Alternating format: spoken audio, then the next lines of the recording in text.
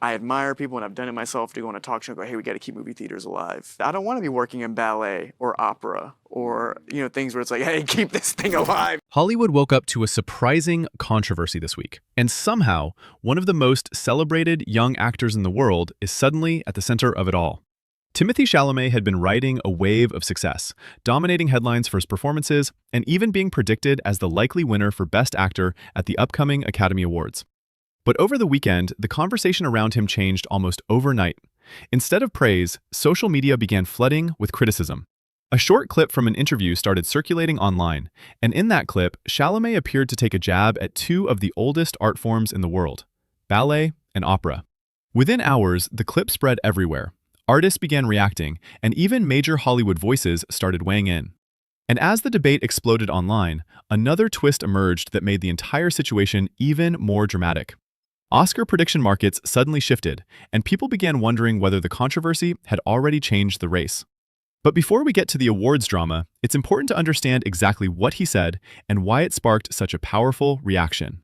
The controversy began during an interview where Chalamet was discussing the current state of the film industry and how audiences choose what to watch. His main point was that great movies should not need to beg audiences for attention. He explained that when a film truly connects with people, the excitement builds naturally. He pointed to the massive cultural moments created by movies like Barbie and Oppenheimer, where audiences showed up in huge numbers simply because they wanted to experience those films. But during that explanation, he brought up ballet and opera as a comparison.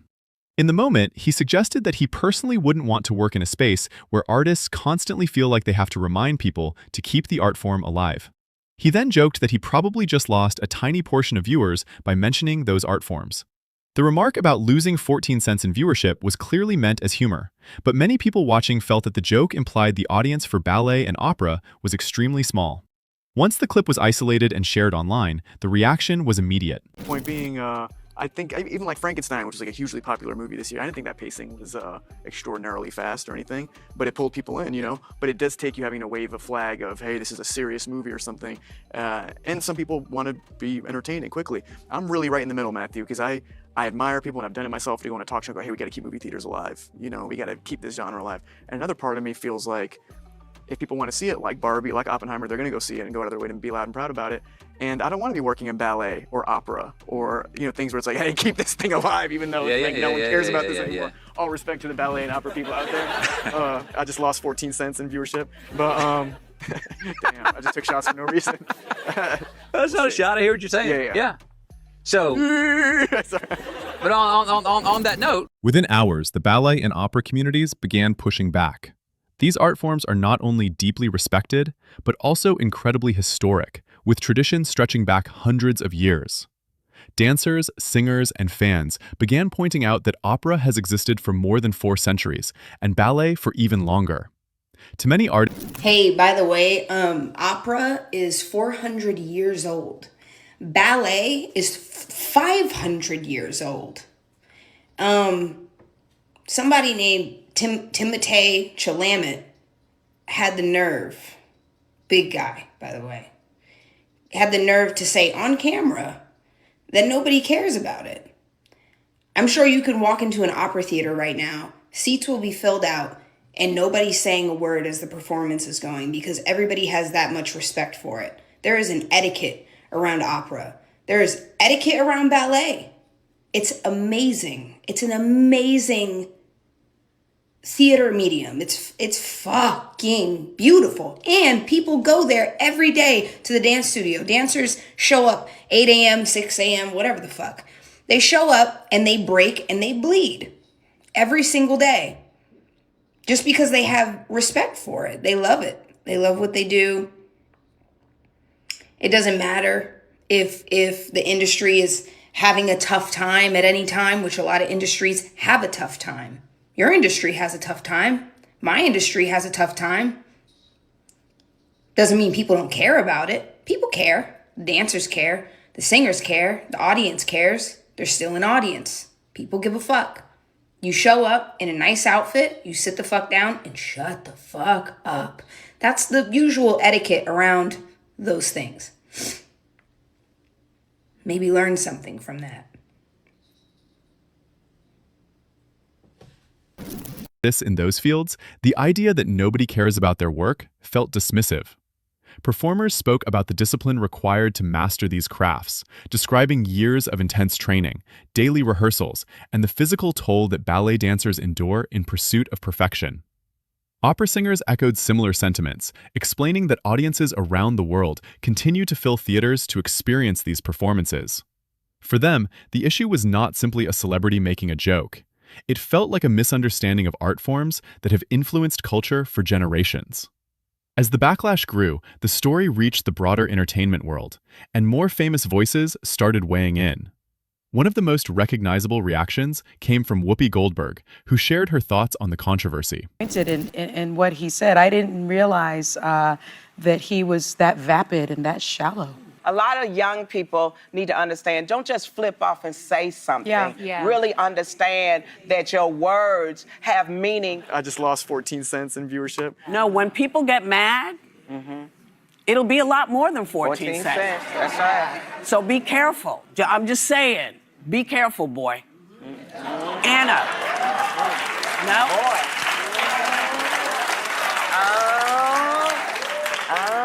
He is a boy to me. All respect to the ballet and opera people out there. And really, don't apologize when you've insulted. Don't, because it doesn't sound right. You know, you can't say, oh, this is dumb and, you know, no disrespect for. That's absolute disrespect. Damn, I just took shots for no reason. She suggested that criticizing other art forms can easily come across as disrespectful, especially when those art forms require such dedication from the people who practice them. She also noted that Chalamet comes from a family with connections to dance, which made the comment even more surprising to some observers. Her message was less about attacking him and more about reminding artists that every creative field deserves respect. Other performers from the opera world joined the conversation as well, with some expressing disappointment and others arguing that the remarks revealed a narrow view of artistic culture. Just when it seemed like the controversy might fade, internet detectives uncovered something that reignited the debate. Fans began digging through old interviews and discovered that this wasn't the first time Chalamet had compared movies to opera or ballet. Clips from interviews dating back several years resurfaced online. In one conversation, he talked about worrying that movies might one day become like opera, describing it as something people sometimes view as outdated. I love going to movies. I was kind of getting scared when I was younger that maybe it was becoming like opera or something, like an outdated. I was like, no woe is me thing, but you start working on movies, you start acting and pursuing your thing, and like, I started to get the sense maybe it was like opera or ballet or something. It's kind of like a dying art form or something. And then like, we're calling by her name and Lady Bird. In another discussion, he again referenced ballet and opera while talking about the challenges facing the film industry. These older clips made some viewers wonder whether the comparison was something he had been repeating for years. Suddenly, the narrative shifted from a single, offhand remark to a pattern that people were trying to interpret. However, not everyone believed the criticism was fair. Some fans argued that the comments were taken out of context, and that Chalamet was actually trying to make a broader point about audience engagement. According to this interpretation, he wasn't attacking ballet or opera directly. Instead, he was highlighting how certain art forms rely on passionate communities that actively fight to preserve them. Supporters pointed out that he repeatedly said he respects those art forms, even while discussing the challenges they sometimes face. In their view, the internet had simply clipped the most controversial moment from a much longer conversation. But critics countered that the 14 cents joke made it sound like he was minimizing those communities. And once the clip went viral, the debate became impossible to contain. But I also don't like to go where this is like opera or ballet, but it's not some Keynesian, I don't know if that's the right economics guy to cite, but I'm not like, oh, survival of the fittest or anything like that. But I'm also like, you know, I don't want to beg people like, hey, you know, we in Hollywood need your, you know what I mean? Anyway, I shouldn't say it like that. But you're selling it the way Marty would sell it. Absolutely. While all of this drama unfolded online, another surprising development began attracting attention. For months, Chalamet had been widely viewed as the frontrunner to win the Academy Award for Best Actor. But prediction markets suddenly started shifting in favor of Michael B. Jordan. The sudden change sparked a wave of speculation across social media. Some people wondered whether the controversy had damaged Chalamet's reputation at the exact moment when award season momentum matters most. However, there was one important detail that many viewers overlooked. Oscar voting had actually closed before the controversy began spreading widely online. That means Academy voters had already submitted their ballots before the debate about ballet and opera exploded. In other words, the results of the award race were already locked in long before the internet started arguing about his comments. Even with that clarification, the timing created the perfect storm for speculation. Fans began debating whether public perception could still influence how people talk about the award after the winner is announced. If Chalamet wins, critics might claim the controversy was overblown.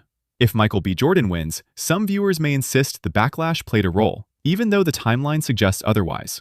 Regardless of who takes home the trophy, the situation has already turned what should have been a straightforward awards race into a much bigger conversation about art, respect, and the way internet culture amplifies every word celebrities say. At the center of all this is a reminder of how quickly narratives can change in the modern entertainment world. Just days ago, Chalamet was trending because of his performances and his potential Oscar victory. Now his name is tied to a debate about artistic respect that stretches far beyond Hollywood. Some people believe the outrage is exaggerated, arguing that one awkward joke shouldn't overshadow an entire career. Others feel the moment reveals how easily different artistic communities can misunderstand one another. What's clear is that ballet and opera supporters have made their voices heard, proving that those audiences are far from silent. And perhaps that's the real takeaway from this entire situation. In a creative industry filled with passionate artists, every art form carries its own history, traditions, and fiercely loyal supporters. Whether someone prefers movies, opera, ballet, or something entirely different, those communities continue to thrive because the people who love them refuse to let them disappear. As for Timothée Chalamet, it's very possible he simply meant to spark a conversation about the future of film. But in the process, he accidentally ignited a much bigger discussion about the value of art itself. And now, the world is watching to see what happens next, not just with the Oscar race, but with the conversation his words started.